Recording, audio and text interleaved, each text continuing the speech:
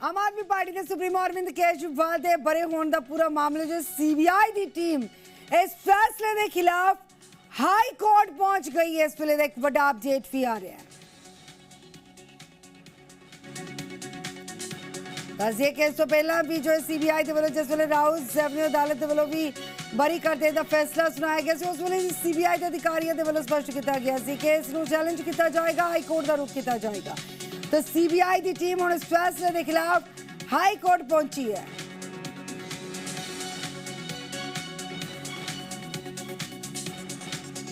प्रमोद साडे नाल पहुंच चुके ने।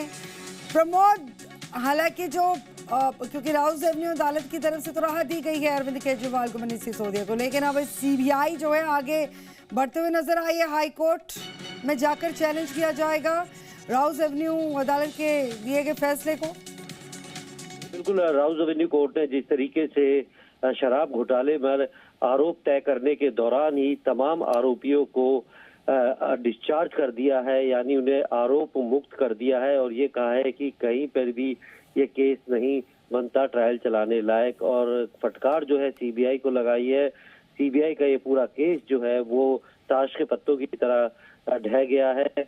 जिस तरीके से prevention of corruption act, criminal conspiracy और अन्य धाराओं के तहत अरविंद केजरीवाल, मनीष सिसोदिया समेत 23 लोगों को इसमें आरोपी बनाया गया था, वो सारा केस जो है वो बिल्कुल भी कोर्ट में नहीं टिका और इसके बाद सबको आरोप मुक्त कर दिया है। हालांकि कोर्ट का जो फैसला आया था उसके बाद ही सीबीआई ने साफ कर दिया था कि वो राउस एवेन्यू कोर्ट के इस फैसले के खिलाफ हाई कोर्ट में अपील करेंगे। और जिस तरीके से इस पूरे केस में फजीहत सीबीआई की हुई है, खराब इन्वेस्टिगेशन को लेकर जो ऑब्जर्वेशन कोर्ट की तरफ से दिए गए थे, आईओ के खिलाफ डिपार्टमेंटल इंक्वायरी चलाने तक की बात कर दी गई थी।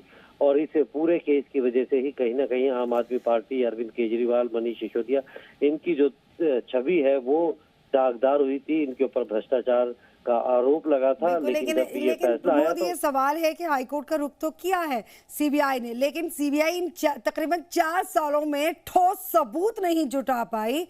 तो हाई कोर्ट जाकर अभी क्या लगता है कि कोई ठोस सबूत जुटा पाएगी या क्या करेगी, कैसी अपील की जाएगी? जो एविडेंस कलेक्ट करने का है, सबूत जुटाने का समय निकल चुका है। सारे सबूत जुटाने के बाद ही चार्जशीट जो है वो फाइल की गई थी और उस चार्जशीट को ही पे आगे संज्ञान लेने के बाद अब अदालत जो है वो आरोप तय, चार्जशीट भी तो कमजोर है।